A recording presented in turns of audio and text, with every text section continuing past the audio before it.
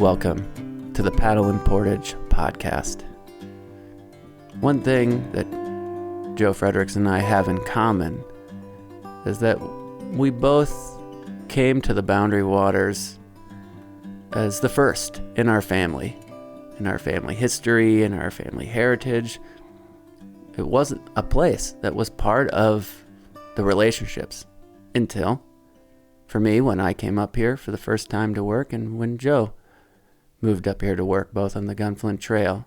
And since we've passed that passion on to siblings, parents, nieces, nephews, but there are other people who are on the other side of that, who have generations of connection to these woods and these waters, and a vibrant part of that connection is traveling here together, sharing in it together, and passing that on to the future. We're going to hear multiple stories today of family, friends, coming to the Boundary Waters, specifically because there are people here who essentially brought them to the place to experience the place. And we're going to start by hearing from someone who came and ran the entire Kekakabik Trail in one day, a Saturday afternoon, happened to be the day after his dad, Tim Cochrane, was the keynote speaker at the Listening Point Foundation's annual event in Ely. And his name is Andy Cochrane. He happens to be getting married just a few weeks after this event in Bend, Oregon. So it's the Keck Trail, it's the Boundary Waters, the run, but basically it's because of family. I'm Andy Cochrane. I now live in Bend, Oregon, but I grew up in Grand Marais, Minnesota, which is where we are now. Yeah, this trip was, the main catalyst was to run a trail for a book I'm working on, but I kind of combined that with it's perfect wild ricing season, so I did a little bit of that today with my dad. Got to see my parents over in Ely for the event, and got to see my sister in the cities, and I went in and helped teach a high school class for a day. So I've kind of put as much in as I possibly could into like 4 days. Why did I do it? I'm writing a book about the 50 classic trails in America, a la, if people are familiar with the 50 classic climbs or 50 classic ski descents, which are both in those niche communities, kind of like the Bible, if you will, that inspire people to do more of it and chase these bigger dreams. And a few years ago, I realized that doesn't exist for trail running, which is one of my biggest passions, and have been deep down the rabbit hole on trails that interest me, that could inspire other people, that have some history and or some interesting geological or ecological history. So could be cultural, indigenous, something unique about the place. Mm-hmm. And we're trying to, of course, spread them across the country. So growing up here, I have a little bias for how special the Northwoods are. And we thought about doing the Border Route Trail as well. But the Keck just has some allure that's like, it's almost like the wrong way to cross that ecosystem. Like everyone else is paddling, and paddling in this case makes a lot of sense. And I've heard about it since I was very young, but I've never done it. So I don't know, the curiosity in me, I was like, I got to see it. You want to see new places, and it was fun to do. And tell us the mileage or approximately, or what you know. Yeah, our watches read like almost 40 miles, 39.7 or something. And it was around 5,000 feet of vert, allegedly, but didn't feel, it's like rolly the whole time, but yeah, it's hard to know if that's accurate or not. The trail itself, very wet right now with the recent rain. Definitely our feet were soaked all day, especially in the last week or two. Overall, though, I think like pretty good. Like it's easy to follow. It's overgrown, so you can't run that fast because you're kind of like pushing brush out of the way here and there. There's a few beaver dams, but those are kind of fun to just like run across, add a little challenge. And the blowdown's not too bad. On the Ely side, there were probably a few dozen trees, maybe a little bit more, that we'd hop over, and we were like, oh man, if this continues, this could be a real bummer. And then it didn't. So yeah, obviously it'd be great if those were cleared, and it would make the trail like even, like smoother, and the brush as well. But like overall, the trail's it's pretty good. Yeah. Mm-hmm. And we only saw 3 groups all day. So like for us, it was like a 10-hour run, and that for most people it's 4 to 6 day hike, and there's no one there. So it's cool to just be like really parts of the Boundary Waters you would probably not see in a boat, or like you'd really have to seek out, where it's empty. It's pretty cool. We ran as much as we could. I think for people familiar with the area or the Northwoods, like it's like Superior Hiking Trail, but a lot of brush. So if you imagine that amount of roots and rocks, and then it's hard to see, you're not running very fast. So we took some breaks, filtering water, had a lunch break. I mean, you're doing like 12 to 15 minute miles. So it's like a slow jog. Mm-hmm. Some were faster, some were a lot slower, depending on like, some of the trail was flooded and we took our time, like you couldn't see your feet or something like that. So not fast, but steady throughout. Yeah, that much time. And who is your running companion on this adventure you did? I went with Will Brunkwell, who is an old friend. I went to a YMCA camp outside of Ely called Widgiewagon. We both were campers there, and then we both were counselors there, and we have stayed in touch in the 15 years since we left that. He lives in the cities, and I was looking for someone to do it with and reached out, and he was super keen. So it was just like the perfect way to reconnect and to just like deep dive on each other's lives, because what else are you going to do than just riff all day?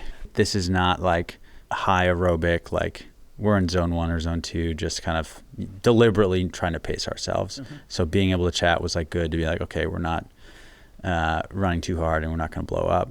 Yeah, it was fun to connect. Sometimes silent moments, but he's the type of person who's really comfortable. So like, it's kind of nice where you can kind of go in and out and conversation can wander. And yeah, I mean, we talked about family, religion, life, jobs. Like you just let it go naturally. And I think that's the beauty of a long day out together, which anyone who's done it is pretty familiar with. Is like, it's one of the biggest joys is sharing that with someone. There's a lot of family tied to the Boundary Waters for the Cochrane family. Mm-hmm. And there's a lot of things happening with the family right now. Like you're about to get married in the Bend area, Central Oregon area, on one of the most pristine rivers in the country, and certainly in Central Oregon, where there's a lot of rivers and water is an important part of life in Central Oregon too. And your sis is having a baby, and your other sis has a young child, and there's like a lot of things going on with the family right now. And how is it kind of to be here back in your hometown and with all that family energy going on right now? It's good. Yeah, I feel it's fun to hear you articulate that. I feel really grateful. The older I've gotten, like I understand how lucky I am to have my parents. They're like, I cannot imagine having better parents for a whole litany of reasons. And our whole family's close, and both my sisters and I mean, and I'm a triplet, I guess that may or may not be known, but we're all really close. We all have partners that, I don't know. Yeah, I just feel like it's this huge gift that I don't want to take for granted, because like it's pretty magical to have. And I realize that not everyone has that. And then being home, like this place is kind of defined who I am. Like I cut my teeth in the outdoors in the Boundary Waters, and now that's my entire career is being outside. So like it's evolved, but this is where it all started. This place to my parents is where they fell in love a half century ago, and like the Northwoods is like defined them. So yeah, it's always special coming home. Yeah. This is always home. I live out west. I feel connected to those mountains now, but like, yeah, there's always a piece of my heart here. And yeah, we started doing, week-long family trips when we were very little. And that's where I think just learned wilderness etiquette and leave no trace, and just what it means to like live simply, let alone like hard work, and how good it feels to travel through the wilderness, all under your own power. Like all of those core lessons are Boundary Waters. And I've taken that to like bigger mountains or more wild places, but like it all started here. So it's fun coming back. This is Mark Savoy with Solbakken on Superior. Solbakken has 6 motel rooms and 6 charming cabins located on the shores of Lake Superior. The motel rooms are the perfect place to stop over either on your way in or your way out of the Boundary Waters canoe area. Visit our website at Solbakken on Superior to make your reservations today. And this episode of the Paddle and Portage podcast is brought to you by Sawtooth Outfitters.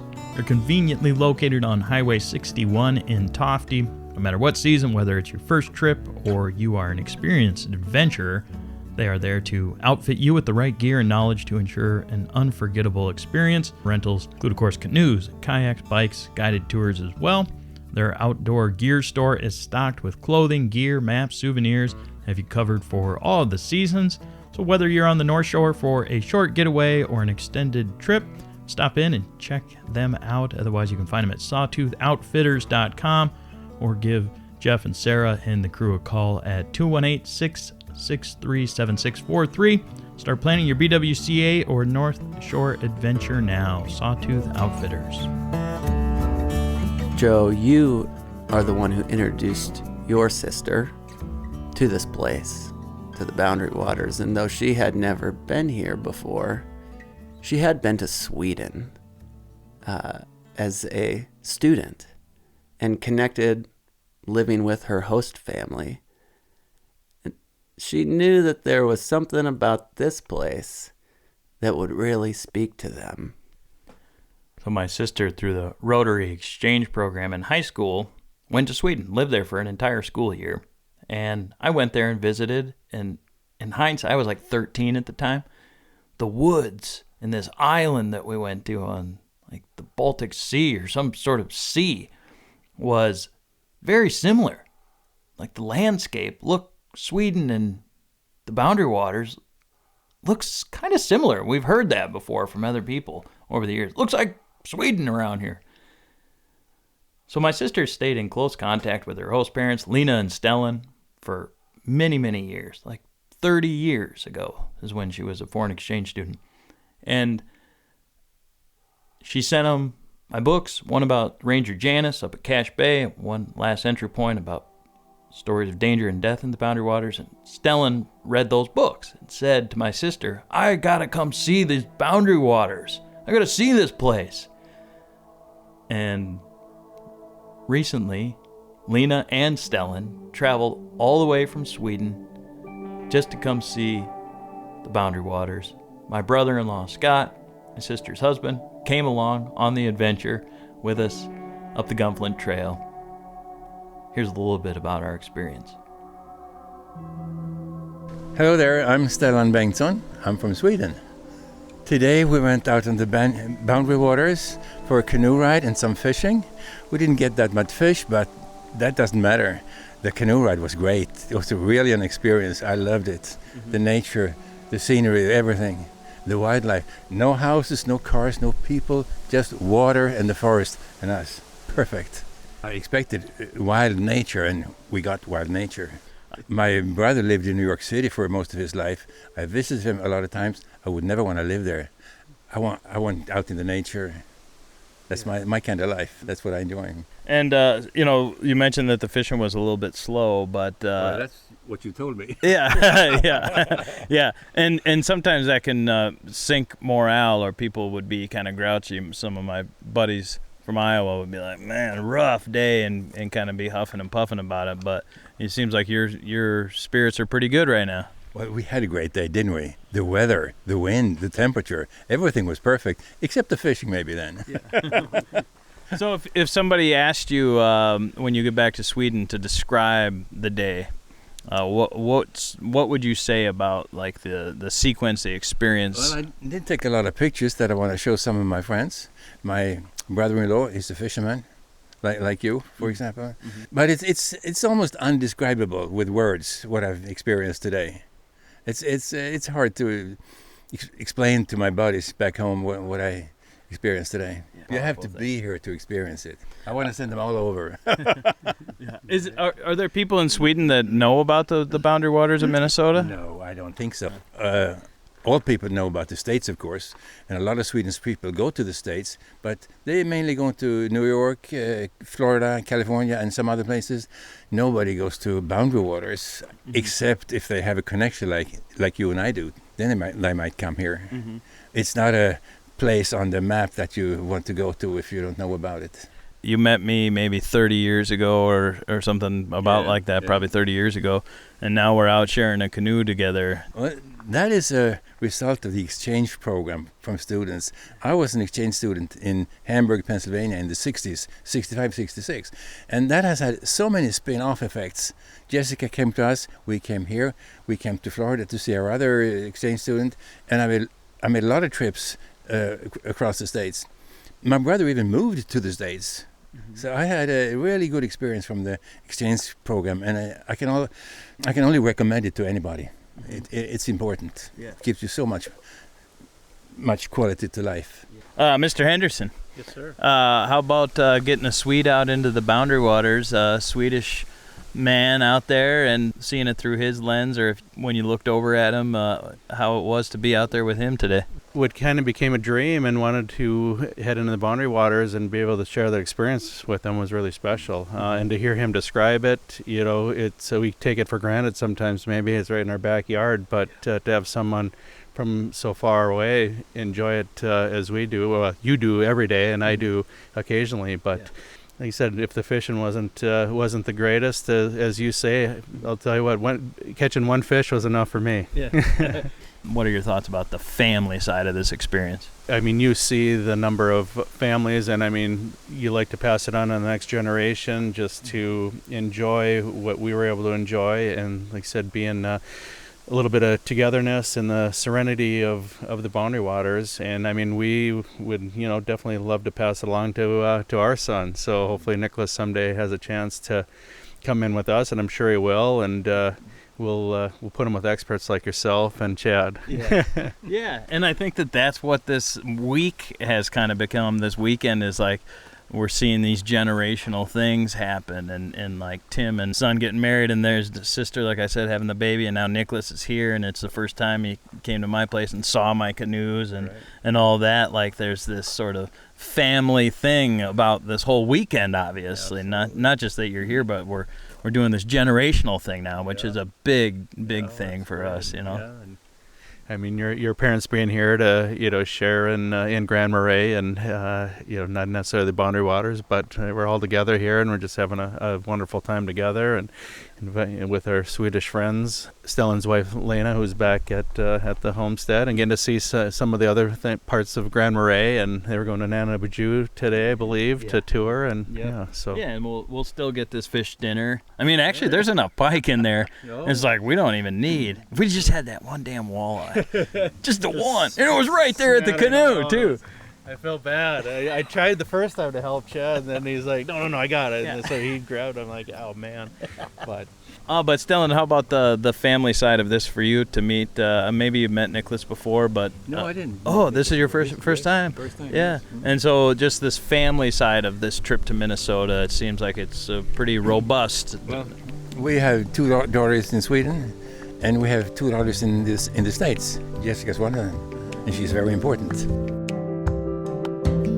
And this episode of the Paddle and Portage podcast comes from Loon's Nest Coffee. They're located on the Gunflint Trail in the Mid-Trail area. A lot of great things about Loon's Nest Coffee, one of them being that they open early to get you started on your canoe trip. They've got food there, in addition to, of course, all the different espresso drinks, the coffee drinks. All the coffee from Loon's Nest comes from Carlson Roasting right here in Minnesota. That's the umbrella, sort of the mothership of Loon's Nest Coffee, Carlson Roasting. It's Bob Carlson, the Carlson family that own and operate this. Absolutely a family business right on the Gunflint Trail. It's all organic and fair trade coffee. We go in there a lot, stop in, talk with Bob and the crew there at Loon's Nest. Really appreciate swinging in there to start the trip, or they're open in the afternoons too, so we'll pop in after we've been paddling and fishing up the Gunflint. Always just enjoy talking with the team there at Loon's Nest Coffee and appreciate their support. Find them on the Gunflint Trail, Loon's Nest Coffee. After our fishing adventure up the Gunflint Trail, we parted ways for the day with Chad.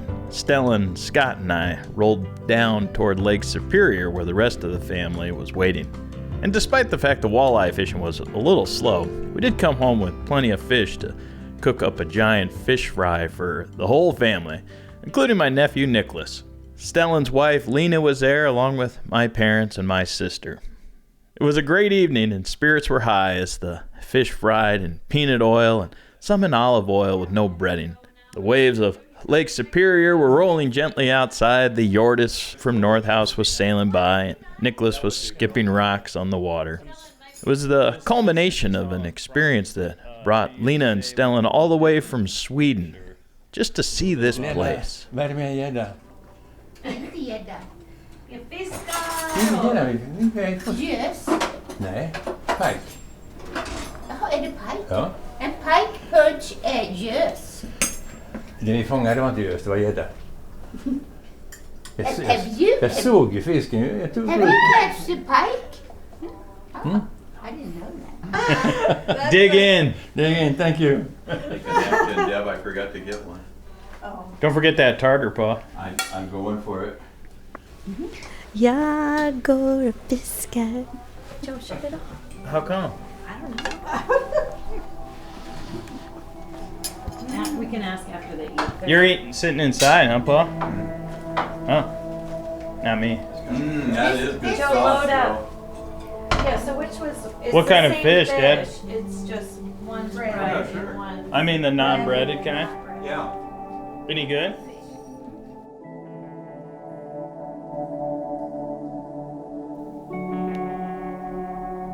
When the passion for a place is so contagious that it reshapes entire families, the way families connect, and sometimes where those families even live, that speaks to a real powerful place. And just like Tim and Andy Cochrane, we get to live here, changed our lives, and just keep pulling people into that passion. So much so that you created an entire business just to do that, to spread the passion of place. And what powerful life work. I think that really speaks to the Boundary Waters. And as we've talked about, there may be, and there probably is, some national park, maybe a Yellowstone or a Glacier podcast out there, or a Moab, Canyonlands kind of podcast. But they're probably not quite as rich in story about people's experiences in these places. Like, there's a lot of outdoor news podcasts and talking about policy and land use stuff. Important work, important podcasts. But what really drives the P&P podcast are the experiences and the stories of the people who come here. And today's connection to family, friends, those are just our experiences, our neighbors' experience. Think of the many thousands of people who live on the edge of the Boundary Waters, from Ely to Grand Marais, the Gunflint Trail, down the shoreways. All those thousands of people and the many people they know who come to the Boundary Waters area because they know them. I'm coming up to see my friend, my family, my brother. Like, that's a big part of the Boundary Waters. People come in to visit not just the place, but the people around the place. It is an exciting thing to live in a place where people want to visit. And in some ways, you could really never leave because everybody comes to you. Luckily, there's plenty of other places to still go explore and visit and see, but to be able to come back here, that this is home, it's a powerful place, it's a powerful experience, and powerful people, and in a way that is so beautiful, means that we will never run out of stories to share. Just like you hear from us over and over again, we love hearing your stories. Send them our way, joe@paddleandportage.com. Thanks for all your support, for listening. Thanks to our sponsors. Thanks to all the family that make it happen. Appreciate y'all. Like to sing when I paddle canoe, feeling not thinking if the strokes are true. We're gonna get through to the other side. Out in the night, the waves beat the shore. You can hear them pounding, you can hear them roar. Oh, roll me, rock me in my dreams. You can roll me, rock me in my dreams. So I like to sing, I love to dance. I play the fool if I got the chance. All around the campfire light, all around campfire light, all round, all round, all round the campfire light.